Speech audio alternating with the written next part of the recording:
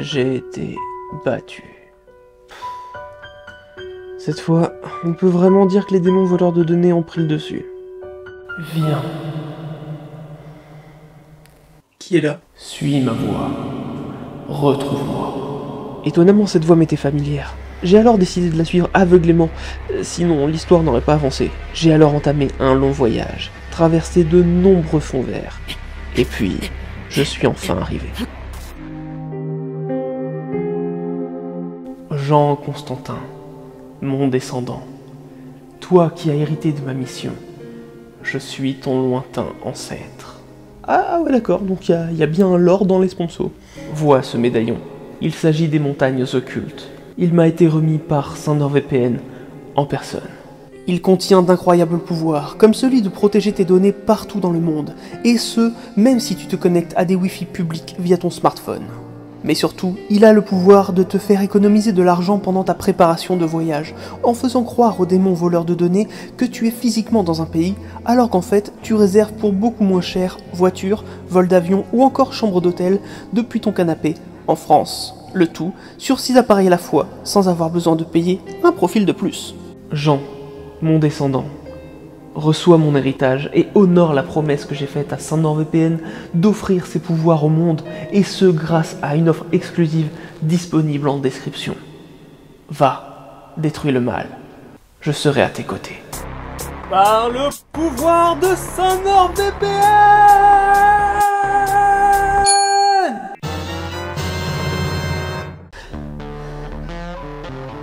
Putain, je suis le sage des VPN maintenant.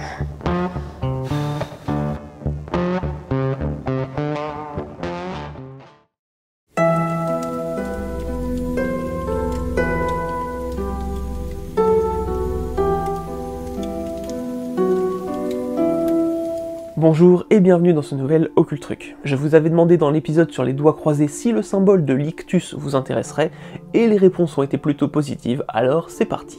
L'ictus, plus vulgairement appelé le poisson chrétien, est l'un des plus vieux, si ce n'est le plus vieux symbole de la religion chrétienne. Il serait apparu dès les premiers siècles de notre ère et aurait servi de symbole de reconnaissance aux premiers chrétiens. Malheureusement, on ne connaît ni la date de création ni la personne qui a pensé à ce symbole. Toutefois, une question se pose. Pourquoi le poisson? Eh bien pour commencer, nous allons aller du côté du nom de ce symbole, ictus. Écrit en français, ça ne ressemble pas à grand chose. Mais si on l'écrit comme il doit l'être à l'origine, c'est-à-dire en grec ancien, on obtient ce mot, ictus, composé des lettres iota, chi, theta, upsilon et sigma.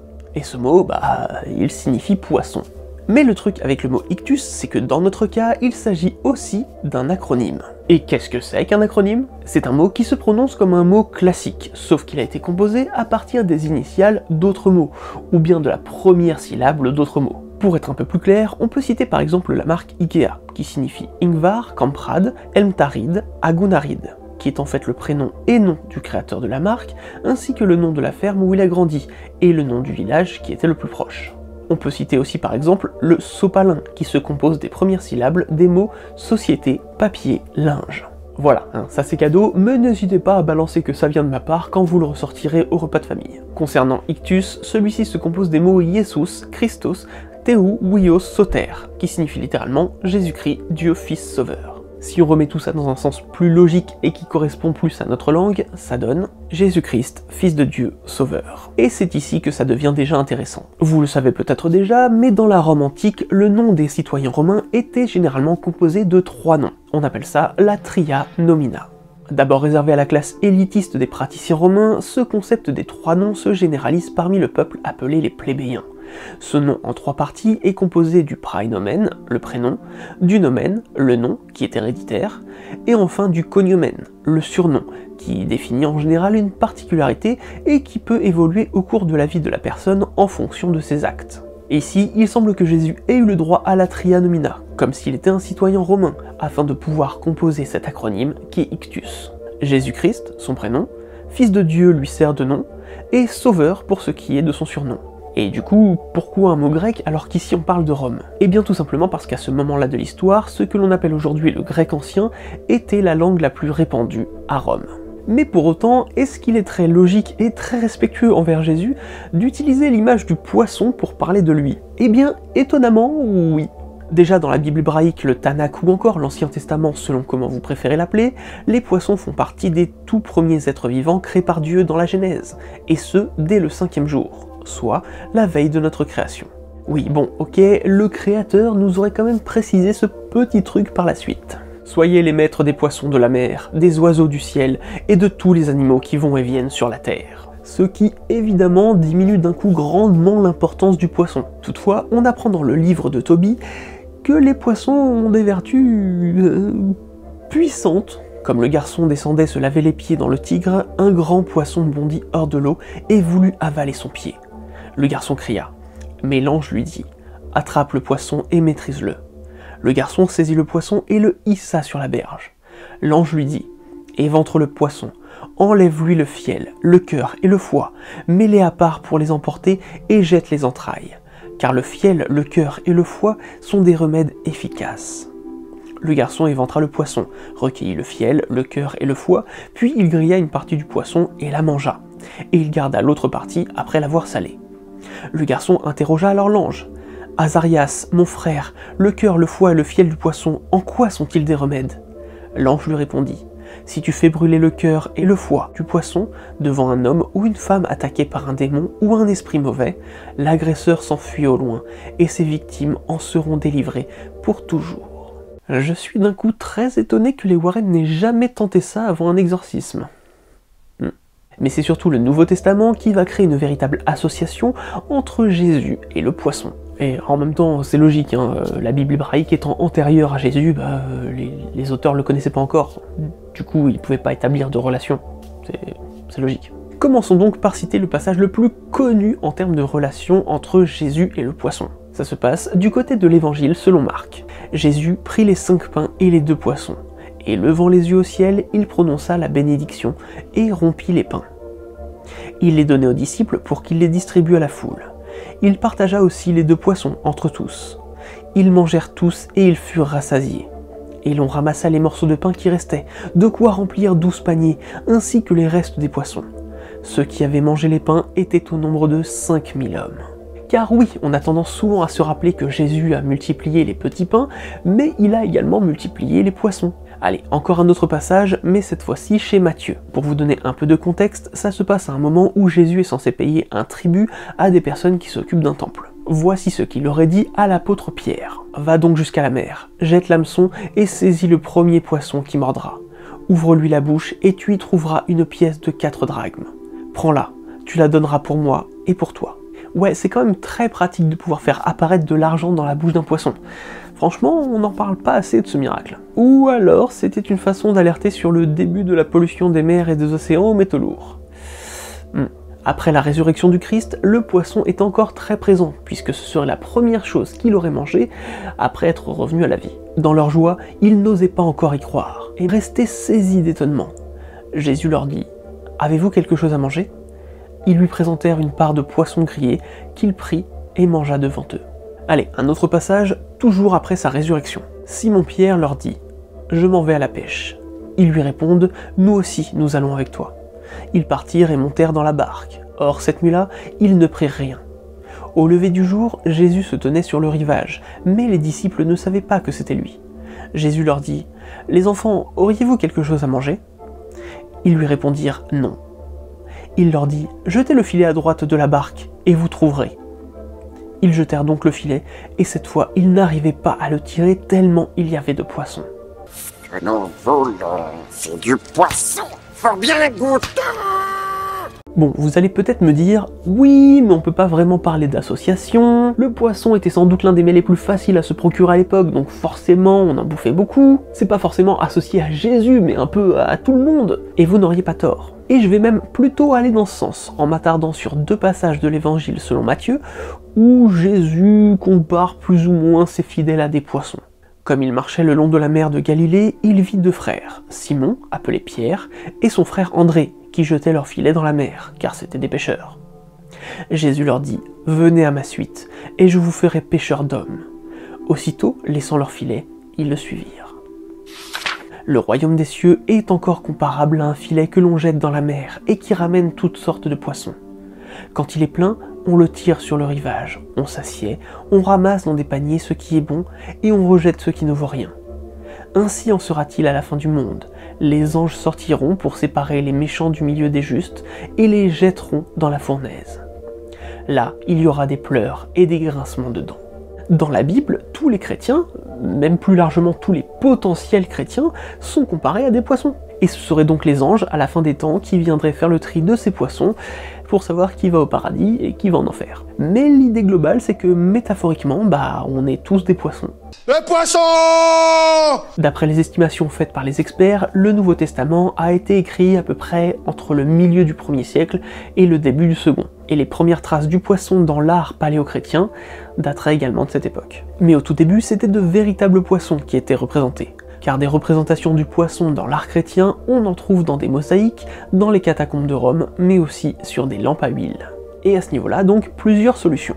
Les premières histoires entre le Christ et le poisson ont commencé à circuler à Rome et ont donné l'idée de l'acronyme, ce qui est totalement envisageable. Soit c'est l'acronyme qui a été trouvé en premier, et du coup aujourd'hui on cherche absolument à faire des liens entre cet acronyme et les textes religieux. L'ictus aujourd'hui est majoritairement connu pour son symbole composé de 2 arcs de cercle, dont les bouts forment d'un côté la tête en se touchant, et de l'autre une queue ouverte, puisque les bouts ne se touchent pas. Le tout formant ainsi un poisson imagé. Du coup, comment en est-on arrivé à ce symbole? Encore une fois, vous l'aurez compris, on ne sait pas qui est à l'origine de ce symbole, ni sa date exacte de création. Ce que l'on suppose par contre, c'est que ce symbole est apparu lors des persécutions chrétiennes à Rome vers le IIIe siècle. Pour rappel, ces persécutions n'avaient pas pour but d'exterminer les chrétiens, mais de punir celles et ceux qui refusaient de participer au grand culte public romain, les chrétiens étant relativement tolérés dans la société romaine en temps normal. Ce symbole aurait également servi de flèche, permettant d'indiquer aux connaisseurs le chemin à suivre pour se réunir entre chrétiens, particulièrement lors des cérémonies de Pâques. La tête du poisson servant de pointe de flèche. Mais surtout, ce qui est le plus supposé par les historiens, dont l'historienne Elisha Kaufmann ou encore Christian Führer, pour n'en citer que 2, c'est que ce symbole du poisson permettait à un chrétien de savoir s'il était en compagnie d'un autre initié. L'idée serait qu'en dessinant dans le sable par exemple un seul des demi-cercles qui composent ce symbole de l'ictus, on attendait que la personne en face dessine l'autre moitié, afin de former ce symbolique poisson à la queue ouverte. Si la personne en face le fait correctement, on partait du principe qu'elle était elle-même chrétienne. Mais si on dessinait un arc de cercle de sorte à former un œil, ou tout simplement si la personne ne réagissait pas, alors c'est qu'elle était sans doute d'une autre religion. Et pour la petite information, on appelle ce genre de reconnaissance entre initiés un shibboleth. Du coup, on est en droit de se demander comment un tel symbole et sa signification ont pu arriver jusqu'à nous. Eh bien, comme souvent, par l'écriture. Déjà, Clément d'Alexandrie, considéré comme l'un des pères de l'Église, évoquait dans son ouvrage Le Pédagogue, daté de la fin du 1er siècle, début du second, la présence de 4 symboles représentant la chrétienté. La colombe, le navire, l'ancre et le poisson. Tertullien, un théologien de Carthage, associe l'ictus au baptême dans son ouvrage Des baptismaux, au début du IIIe siècle. Nous, petits poissons qui tenons notre nom de notre ictus Jésus-Christ, nous naissons dans l'eau et ce n'est qu'en demeurant en elle que nous sommes sauvés. Le meilleur moyen de faire mourir ces petits poissons, les sortir de l'eau. Dans l'œuvre d'Augustin d'Hippone, La Cité de Dieu, datant du début du 5e siècle, l'auteur explique que c'est d'abord en écrivant les mots Jésus-Christ, Fils de Dieu, Sauveur, que l'acronyme est apparu aux fidèles, et c'est de là qu'a commencé l'utilisation du symbole du poisson pour représenter Jésus. Si l'on joint ensemble les premières lettres de ces 5 mots grecs que nous avons dit signifier Jésus-Christ, Fils de Dieu, Sauveur, on trouvera ictus, qui veut dire en grec poisson, nom mystique du Sauveur parce que lui seul a pu demeurer vivant, c'est-à-dire exempt de péché, au milieu des abîmes de notre mortalité, semblable aux profondeurs de la mer. L'empereur Constantin Ier en parle dans son manifeste Oratio ad Sanctorum Quietus, écrit au IVe siècle, après sa conversion au christianisme. C'est même tout un poème qui y est mentionné. Ce poème a pour particularité d'être écrit de façon à ce que toutes les lettres qui forment les mots Jesus, Christos, Teu, Hueso, Soter soient les initiales de chaque début de vers de ce poème. C'est ce que l'on appelle un acrostiche. Ce poème est particulièrement sombre et décrit le jugement dernier. Mais comme je ne parle pas grec ancien et que la traduction en français n'a plus grand intérêt puisque le début de chaque vers n'est pas formé par toutes les lettres de cette phrase qu'est Jésus-Christ, Fils de Dieu Sauveur, eh bien je ne vais pas vous la citer ici. Toutefois, je vous laisse en description un lien qui vous permettra de lire en français le poème s'il vous intéresse. C'est d'ailleurs après la christianisation de l'empereur Constantin et la parution de l'édit de Milan en 313 que la persécution des chrétiens prendra fin officiellement. C'est aussi à la suite de cet édit que l'utilisation de l'ictus diminuera grandement. Les chrétiens n'ayant plus de raison de se cacher, c'est la croix du Christ qui prendra la place de l'ictus en tant que symbole principal de la religion chrétienne. Toutefois, au milieu du 5e siècle, dans le livre des promesses et prédictions de Dieu, l'évêque de Carthage, Quodulteus, évoque l'ictus. Car ce mot ictus, en latin piscis, nos ancêtres l'ont interprété par de saintes lettres, d'après les vers sibyllins, comme signifiant Jésus-Christ, Fils de Dieu Sauveur. Poisson consommé par sa passion et par les remèdes intérieurs duquel nous sommes tous les jours éclairés et nourris. Cet évêque sera le premier à évoquer que le mot ictus puisse venir des livres sibyllins. Il s'agit d'un recueil d'oracles grecs conservé à Rome durant l'Antiquité, mais qui a finalement été brûlé, et dont les seules traces que nous ayons aujourd'hui, c'est via des citations d'autres œuvres. Donc c'est une information qui n'a jamais pu être vérifiée. Au 8e siècle, dans l'histoire ecclésiastique du peuple anglais, Bede le Vénérable, un moine britannique, utilisera une formule qui sera reprise par de nombreux auteurs. Piscis Asus Christus Passus, traduit en français par « le poisson grillé, c'est le Christ », en référence à la nourriture mangée par Jésus après sa résurrection. Jésus est donc un poisson grillé. Heureusement, il y a Jésus. Et en tant que tel, il fait donc partie des repas autorisés lors du Vendredi Saint, jour où l'on commémore sa crucifixion. C'est pourquoi pendant très longtemps en France, nous avons aussi eu le droit à du poisson tous les vendredis à la cantine, en référence au Vendredi Saint. Je sais qu'aujourd'hui ça ne se fait plus, en tout cas dans les écoles publiques, mais par exemple, moi je l'ai connu, tous les vendredis c'était poisson, et ça a même donné l'une des répliques d'un sketch mythique des Inconnus, qui du coup n'est plus d'actualité aujourd'hui. Ça sent même la crevette. Bon, on est vendredi, c'est les poubelles. Ah ouais. Et je sais que je vais digresser un petit peu, mais j'adore cette anecdote que j'ai apprise chez Archeo Toys. Est-ce que vous saviez que le Filet-O-Fish de McDo a été créé en 1962 à Cincinnati dans l'Ohio par l'un des restaurants de la marque qui remarqua une chute de fréquentation le vendredi à cause d'une majorité catholique pratiquant l'abstinence de viande le vendredi. En proposant un sandwich au poisson, les clients étaient de retour. Sandwich qui est du coup toujours à la carte aujourd'hui. Fin de l'anecdote. Après avoir quasiment disparu durant le Moyen-Âge, l'ictus sera de nouveau remis sur le devant de la scène chrétienne durant les années 60 et 70 aux États-Unis.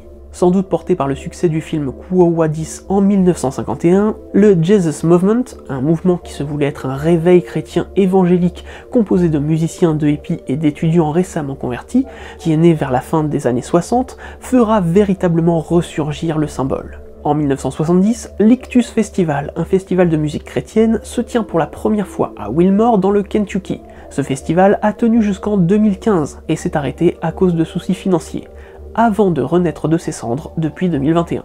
L'église évangélique, à travers le monde, reprendra énormément l'Ictus comme symbole principal du Christ. Par chez nous, l'Ictus est également présent dans le logo de la Conférence des évêques de France. Et il est donc totalement logique de trouver ce symbole aujourd'hui en pendentif, en porte-clés, sur des t-shirts et majoritairement en version autocollant à l'arrière des voitures de personnes se revendiquant chrétiennes. Une forme qui est donc passée de code secret, symbole d'initié, figure occulte d'une religion secrète, jusqu'à revendication ouverte de la chrétienté. Enfin, sachez tout de même que le symbole est aujourd'hui si connu qu'il existe des détournements parodiques. Par exemple, pour revendiquer la théorie de l'évolution, via le poisson de Darwin, qui a de petites pattes, pour revendiquer sa foi en la science, avec une version fusée, et même pour revendiquer sa foi en Star Trek, avec le symbole nommé Trektis. Et on peut même en trouver pour revendiquer sa foi envers le grand Cthulhu. Voilà, je crois qu'on a à peu près fait le tour du sujet. N'hésitez pas à nous dire en commentaire ce que vous pensez de ce symbole, et si vous le connaissiez déjà. Dites-nous également si vous l'avez vu au cul d'une voiture, ou si vous-même vous le portez comme revendication de vos croyances. Et si vous ne savez pas quoi marquer, laissez juste un petit emoji poisson en commentaire. Si l'épisode vous a plu, n'hésitez pas à le partager sur les réseaux sociaux, et évidemment à nous y rejoindre. Et comme d'habitude, je vous dis à très vite pour un nouveau moment de culture.